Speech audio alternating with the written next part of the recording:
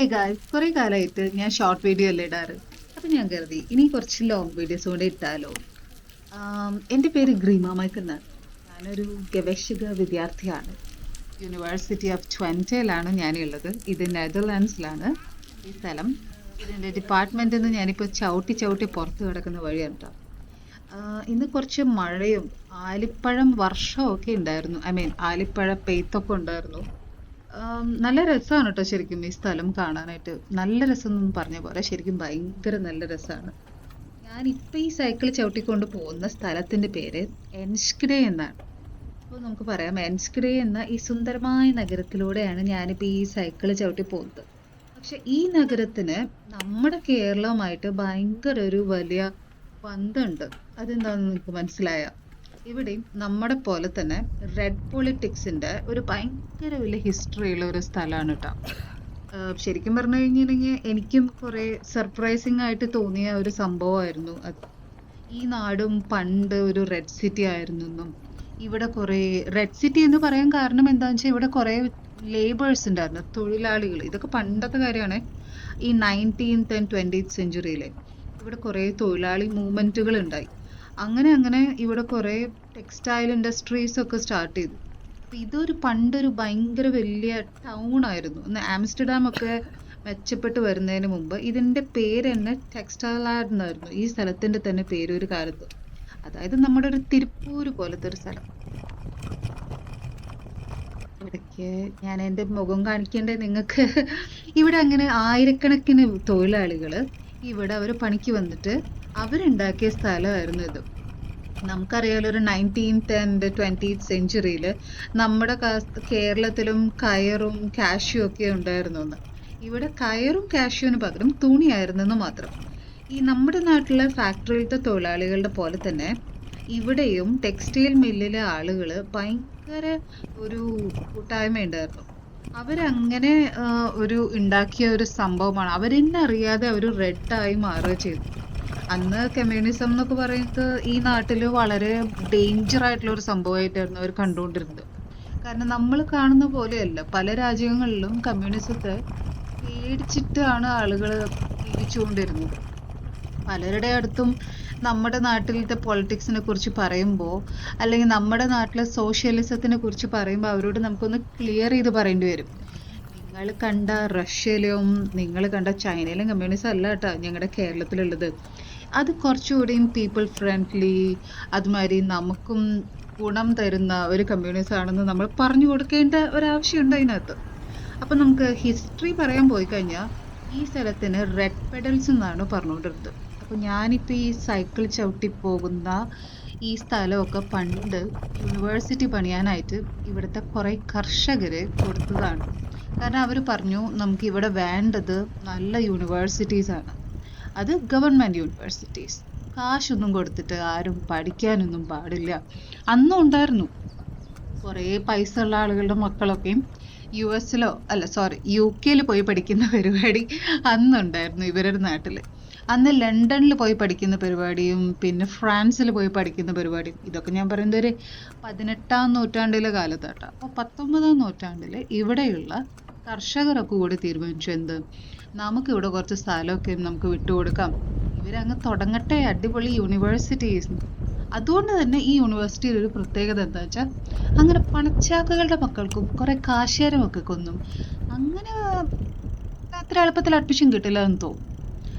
നിങ്ങൾക്ക് മെറിറ്റ് ഉണ്ടോ, നിങ്ങൾക്ക് ക്വാളിറ്റി ഉണ്ടോ, ക്വാളിഫിക്കേഷൻ ഉണ്ടോ, നിങ്ങൾക്ക് ഇവിടെ വരാം. അതുകൊണ്ട് തന്നെ ഇപ്പം ഈ വീഡിയോ ഇരിക്കുന്ന ആർക്കെങ്കിലും ഇത്രയും നല്ല ക്യാമ്പസ് കണ്ടിട്ട് ഇവിടേക്ക് വരണം എന്ന് തോന്നുകയാണെങ്കിൽ നിങ്ങൾ ചെയ്യേണ്ട ഒരേ ഒരു നല്ല കാര്യമുള്ളൂ, ഇരുന്ന് പഠിച്ചാൽ മാത്രം മതി. നന്നായിട്ട് പഠിക്കുക, നല്ല പുതിയ ഇന്നോവേഷൻസ് കൊണ്ടുവരിക, അങ്ങനെയുള്ളവരെ നല്ലോണം വെൽക്കം ചെയ്യുന്ന. ആക്ച്വലി ഇതൊരു ടെക്നോളജി യൂണിവേഴ്സിറ്റിയാണ്. ഞാനൊരു ടെക്നോളജിസ്റ്റ് ആണോ എന്ന് ചോദിച്ചാൽ ഞാനൊരു കെമിക്കൽ ഡിസാസ്റ്റർ മാനേജ്മെൻറ്റിൽ ഗവേഷണം ചെയ്യുന്ന ആളാണ്. അതിന് നമ്മൾ മലയാളത്തിൽ പറയുമ്പോൾ എന്തെന്നാ പറയുക, രാസദുരന്തങ്ങൾ ഉണ്ടാകുമ്പോൾ അതിൽ നിന്ന് എങ്ങനെ നാട്ടുകാരെ രക്ഷിക്കണം എന്ന് പഠിക്കലാണ് സത്യം പറഞ്ഞാൽ എൻ്റെ പണി. ഞാൻ നിങ്ങളോട് പറഞ്ഞില്ലേ, ഇത്തവണ ഇവിടെ ഇലക്ഷൻ ജയിച്ചത് PVDA എന്ന് പറഞ്ഞ ലേബർ പാർട്ടിയാണ്. പക്ഷെ ഇവിടുത്തെ പാർട്ടിക്ക് ഒരു രസമുണ്ട്, അതാണ് റെഡ് പാർട്ടി. പക്ഷെ ഇവിടുത്തെ റെഡ് പാർട്ടിക്ക് ഒരു രസമുണ്ട്. അതായത് ഇവർ മെറിറ്റോക്രസിയാണ് ഫോളോ ചെയ്യുന്നത്. മെറിറ്റോക്രസി എന്ന് പറഞ്ഞു കഴിഞ്ഞാൽ നമ്മുടെ നാട്ടിലത്തെ നെപ്പോട്ടിസം പരിപാടികളില്ലേ, അതായത് നിങ്ങളുടെ പരിചയക്കാരനോ അങ്കിൾമാരോ കുടുംബക്കാരോ കരക്കാരോ ആരെങ്കിലും പൊളിറ്റീഷ്യൻ ആണെങ്കിൽ നിങ്ങൾക്കും പൊളിറ്റീഷ്യൻ ആകാം എന്നൊരു സംഭവം. ഇല്ലെങ്കിൽ നമ്മൾ കുറച്ച് ബഹളമൊക്കെ വെച്ച് ബസ്സൊക്കെ കത്തിച്ച്, ഇല്ലെങ്കിൽ കുറച്ച് ചാനൽ ചർച്ചകളിലൊക്കെ പോയിരുന്ന് ബഹളം വെച്ചാലൊക്കെയും നിങ്ങൾക്ക് പൊളിറ്റീഷ്യൻ ആവാം എന്ന പരിപാടിയൊന്നും ഈ നാട്ടിൽ നടക്കില്ല. ഇവിടെ പൊളിറ്റീഷ്യൻ ആവണമെങ്കിൽ നിങ്ങൾ കുറച്ച് വിദ്യാഭ്യാസമുള്ള ആളായിരിക്കണം. അപ്പോൾ ചെക്ക്, വിദ്യാഭ്യാസം എന്തായാലും വേണം എന്നുള്ളത് ഇവർക്ക് ഭയങ്കര പ്രധാനപ്പെട്ട സംഭവമാണ്. പിന്നെ അയാൾ സസ്റ്റൈനബിൾ ഇക്കോളജീനെയും സപ്പോർട്ട് ചെയ്യുന്ന ആളാണ്. സസ്റ്റൈനബിൾ ഇക്കോളജി എന്നൊക്കെ പറയുമ്പോൾ ഒരു സന്തുലിതമായ എന്ന് തോന്നുന്നു. എനിക്കതിന് കറക്റ്റ് മലയാളത്തിൽ പറയാൻ എനിക്കറിയില്ല. അതായത് ഗ്രീനിന് ഫോക്കസ് ചെയ്യണമെന്നാണ്. അതായത് വെറുതെ അനാവശ്യമായിട്ട് ഡെവലപ്മെന്റ് ഒന്നുമില്ല. ഇവിടെ ഒരു സസ്റ്റൈനബിൾ ഡെവലപ്മെന്റും പിന്നെ അതുപോലെ ഒരു മിതമായ അർബനൈസേഷനും ഒക്കെ നമ്മളിവിടെ കാണുള്ളൂ. അതുകൊണ്ട് തന്നെ നമ്മളിവിടെ വേറൊരു കാര്യം കാണും. ഇവിടെ നമ്മൾ ഒരുപാട് ഔട്ട്സൈഡേഴ്സ് ഇല്ല. ഔട്ട്സൈഡേഴ്സ് എന്ന് പറയുന്നത് ഇപ്പൊ സൈക്കിൾ ചവിട്ടുന്ന ഞാൻ വരെ ഈ നാട്ടുകാർക്ക് ഒരു ഔട്ട്സൈഡർ ആണല്ലോ. പക്ഷെ ഇതിനകത്ത് വരുന്ന ഒരാൾക്ക് ഇവരുടെ ഈ സാധാരണക്കാരനായ ഇതിനുള്ള അകത്തുള്ള ഒരു സിറ്റിസൺ അനുഭവിക്കുന്ന എല്ലാ മെറിറ്റ്സും നമുക്കും കിട്ടും. പക്ഷെ നമ്മൾ തിരഞ്ഞെടുക്കുന്നത് കുറച്ച് മെനക്കേടാണ്. അതുകൊണ്ട് തന്നെ തോന്നുന്നു നമ്മൾ ഇന്ത്യൻ വിദ്യാർത്ഥികൾ വളരെ കുറവാണ് കേട്ടോ ശരിക്കും പറഞ്ഞാൽ. കണ്ടമാനം പിള്ളേരുള്ള ക്യാമ്പസിൽ. അതും എന്നെ സർപ്രൈസ് ചെയ്തത് എൻ്റെ ബിഹേവിയറൽ സയൻസിൽ അന്ന് ഇൻഡക്ഷൻ ഡേ ആണ് ഞാൻ കണ്ടത്. ഞാൻ മാത്രമുണ്ട് ഇന്ത്യക്കാരി. ഞാൻ വിചാരിച്ചു കുറെ ഹിന്ദിക്കാരൊക്കെ കാണുമായിരിക്കും, ഞാൻ മാത്രമായിരിക്കും മലയാളി എന്നെങ്കിലും വിചാരിച്ചു. പക്ഷെ അങ്ങനെ ആയിരുന്നില്ല. പക്ഷെ ഗവൺമെന്റിന്റെ കാര്യങ്ങളിൽ എനിക്ക് വളരെ ഇഷ്ടമായ ഒരു സംഭവം എന്താണെന്നറിയോ, ഇവർ നല്ലോണം തൊഴിൽ സാധ്യതകൾ കൊണ്ടുവരും. പ്രത്യേകിച്ച് ഇവരുടെ നാട്ടുകാർക്ക് എല്ലാവർക്കും ജോലി കിട്ടി എന്നവർ നല്ലോണം ഉറപ്പുവരുത്തും. പ്രത്യേകിച്ച് ഇവരുടെ നാട്ടിലെ പിള്ളേരൊക്കെ നന്നായി പഠിക്കുന്നു എന്നുള്ളതും അവർ ഉറപ്പുവരുത്തും. സാധാരണ വെള്ളക്കാരുടെ രാജ്യങ്ങളിൽ നമ്മളത് അത്രയും കണ്ടുവരുന്ന ഒരു സംഭവമല്ല. പക്ഷെ ഇവിടെ സ്കൂൾസിലൊക്കെയും പിള്ളേരൊക്കെയും അന്ന് നമ്മുടെ നാട്ടിലെ മാതിരി പേടിപ്പിച്ചും പിന്നെ ഒരു അൺഹെൽത്തി കോമ്പറ്റീഷൻ എന്നൊന്നുമല്ല ഞാൻ പറയുന്നത്. എന്നാലും ഒരു സമാധാനപരമായിട്ടുള്ള രീതിയിൽ അവർ പഠിപ്പിക്കും. ഇപ്പം ഞാനിപ്പോൾ നമ്മുടെ നാട്ടിൽ അൺഹെൽത്തി കോമ്പറ്റീഷൻ ഉണ്ട് എന്ന് ഞാൻ പറഞ്ഞാൽ ആരും ഇപ്പം എൻ്റെ നെഞ്ചത്ത് കയറാൻ വരില്ല. ഞാൻ കുറേ കാലം നമ്മുടെ നാട്ടിലെ ഒരു അക്കാഡമിഷ്യനായി ജോലി ചെയ്ത ആളാണ്. നമ്മുടെ നാട്ടിൽ കേരളത്തിൽ ഞാൻ 2 വർഷമേ പഠിപ്പിച്ചിട്ടുള്ളൂ. അതല്ലാത്ത നമ്മുടെ പോണ്ടിച്ചേരി യൂണിവേഴ്സിറ്റിയിൽ പഠിപ്പിച്ചിട്ടുണ്ട്, ചെന്നൈയിൽ യൂണിവേഴ്സിറ്റി ഓഫ് മെഡ്രാസിൽ പഠിപ്പിച്ചിട്ടുണ്ട്, പിന്നെ ബാംഗ്ലൂർ പഠിപ്പിച്ചിട്ടുണ്ട്. അവസാനമാണ് 2 വർഷം കേരളത്തിൽ വന്നത്.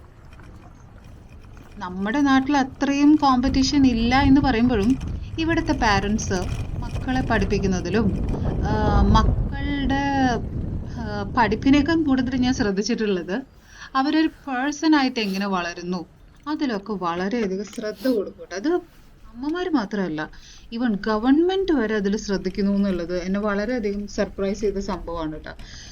അതുകൊണ്ട് തന്നെ നമ്മുടെ നാട്ടിലൊരു വലിയ പ്രശ്നമില്ലേ, ടാലന്റഡ് ആയിട്ടുള്ള ആളുകൾക്കൊക്കെയും പണിയൊന്നും കിട്ടാതെ ചിലപ്പോൾ നമ്മളിതേ ഇവിടെ വരേണ്ടി വരുന്നു. ഇതേ റിസർച്ച് നമ്മുടെ നാട്ടിൽ വല്ല ചാൻസ് ഉണ്ടായിരുന്നേ ഞാൻ ഇവിടേക്കൊന്നും വന്നിരുന്നില്ല കേട്ടോ. ഇതിപ്പോൾ റിസർച്ച് ചെയ്യുമ്പോൾ നല്ലൊരു സ്ഥലത്ത് ചെയ്യണം എന്നുള്ളത് കൊണ്ടും പിന്നെ അതിനൊരു നല്ലൊരു അക്രഡിറ്റേഷൻ ഉള്ളിടത്ത് ചെയ്യണം എന്നുള്ളത് കൊണ്ട് മാത്രമാണ് ഞാൻ എത്തിയത് ഇവിടെ. ഇതേ സെയിം സംഭവം നമ്മുടെ നാട്ടിലുണ്ടായിരുന്നെങ്കിൽ ഞാൻ ഒരു കാലത്തേക്കും ഈ നെതർലാൻഡ്സിലേക്കൊന്നും വിമാനം കയറി വരില്ലായിരുന്നു. നല്ല ഭംഗിയുള്ള സ്ഥലമാണ് ഇത് എന്നൊക്കെ പറഞ്ഞാലും നമ്മുടെ സ്ഥലം തന്നെയല്ലേ എന്തൊക്കെ പറഞ്ഞാലും നല്ലത്. അപ്പോൾ ബൈ ഗൈസ്, ഞാൻ എൻ്റെ വീടെത്താറായി. എനിക്ക് ഇവിടെ ഉള്ളത് വീടാണ്, ഒരു സ്റ്റുഡിയോ അപ്പാർട്ട്മെൻ്റ് ആണ് കേട്ടോ.